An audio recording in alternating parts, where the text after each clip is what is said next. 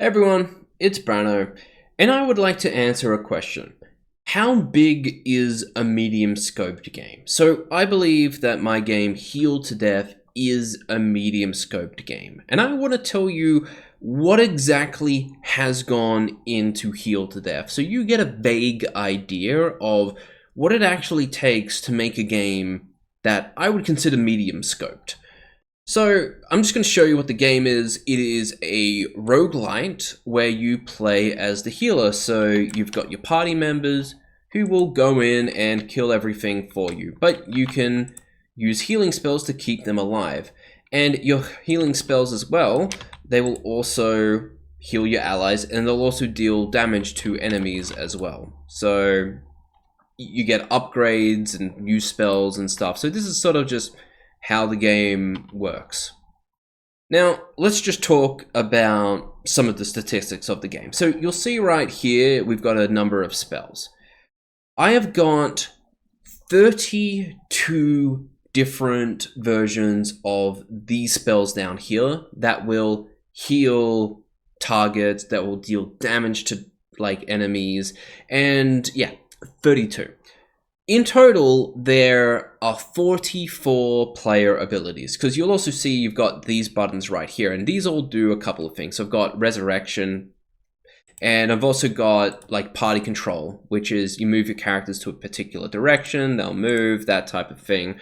So I've got 44 total abilities, like drinking a potion, that type of things. Now, in addition to all of that, I have 274 upgrades. So I'll just show you some of them. So we'll get this chest right here, and you'll see right there that I've got an upgrade for my Blooming Life, which is it decreases the mana cost by 50%, but increases the cooldown by 3.5 seconds. So you can't really spam it anymore. So I don't have boring upgrades. I have upgrades that do fundamentally make you rethink how you use the spell. I don't have any boring 5%, it heals for 5% more, that type of thing. I have 274 of these upgrades for the 32 spells. That's a lot of different things. So let's just select that and you'll see right there, this now has a cooldown and it costs less mana. So it's kind of nice. You'll also see that I've got a bunch of different party members. Now, I play as the healer, and you can only be the healer in this game. That's what's unique about it.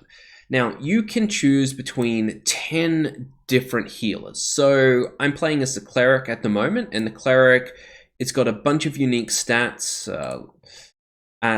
here, and it also starts with different spells. So, in the case of the cleric, it starts with Circle of Healing and a master spell. You also select your allies in addition. So you'll see I've got the Thick Hide, the Warlock, the Fighter, and the Corsair. So the Thick Hide right here, that is our tank, and you can choose between 8 different tanks. And you can see you've then got 3 damage dealers, and there are 17 different damage dealers to choose from. So there are 35 different characters within this game that you can select. And there are 55 different spells that they can use. So you'll see right here that my Thick Hide has its kind of unique spell called Bear's Fury. The Warlock's got Death Bolt. You can see that the Fighter's got Cleave and Attack. The Corsair's got Cheap Shot and Attack. So there's 55 abilities that the party members can use, with 42 of them being learnable via a spell book that you can equip in the game, which would be one of these slots right here. Now, in addition to that, I've got enemies within my game. So at this point, there's just 2 different varieties. I've got the skeletons that are toxic skeletons, which will shoot out poison bolts that will damage random targets. Now, I have 113 different enemies in this game, and 22 of them are bosses. Let's just select one of those. So yeah, there's a lot. And like in terms of like total NPC spells, because sometimes the characters I have do share spells with the enemies. I've got 191 spells that NPCs use. And in total, in terms of like the buffs and debuffs, like this Threatening Aura or this Bear's Hide that I've got, which are buffs, I've got 257 buffs within the game. Like buffs and debuffs. So there are also debuffs in the game. 257 buffs and debuffs within the game. So that's a lot. So in addition, I've got 8 different zones that you can select from. Specifically, zones that you can play.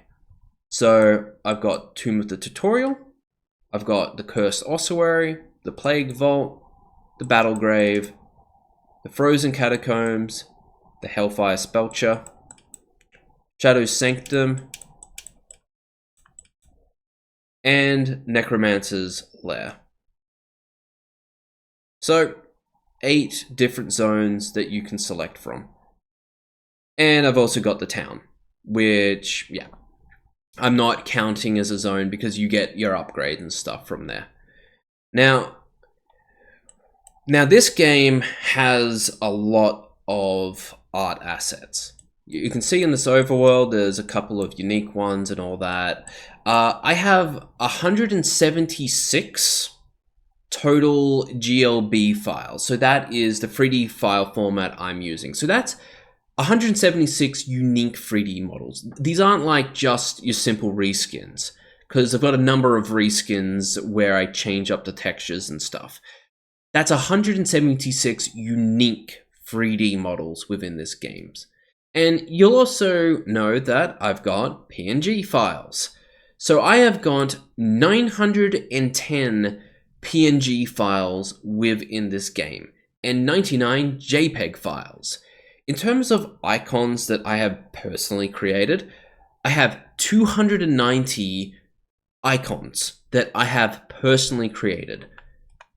This one is from a pack that I didn't create, but all the spells and stuff that I've created, all of these icons, all of these spell icons right here, all of them are the ones that I've created. There's 290 of them. Now, in addition, I have got, with sound, I've got 160 WAV files. That's all sound effects within the game.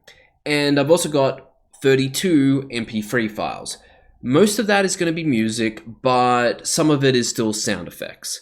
I don't exactly know how much music I have. I think it's like 23 different songs. Some of it is like combat variants and whatnot. Yeah, there's a lot. Now, in terms of programming, I've got 204 GDScript files. So that's like main files that do the programming. In those files, there is a total of 26,094 lines of code. And of that, there is 951 different TSCN files, which is basically an object that you can instantiate. If you're from Unity, think of it as 951 prefabs. That's a lot. And these are like unique files that you can instantiate and spawn throughout the game. I've also got 16 different GD shaders, which you can kind of see with the water in the overworld. That's one of them, which is kind of cool. So that is Healed to Death. That is what a medium scoped project looked like. That is what has taken me 20 months of development to complete. Now, I've still got 2 weeks before the launch of Healed to Death, so maybe I'll be trimming a couple things, maybe I'll add a small thing here and there, but that is basically what Healed to Death is. It's a lot of stuff, all combined together to try and make an enjoyable experience. So, if you're interested in learning how to make a medium scoped game, all I can say is good luck to you, because there is a lot that has gone into this game. Otherwise, I hope you've enjoyed the video, and I'll see you guys for the next one.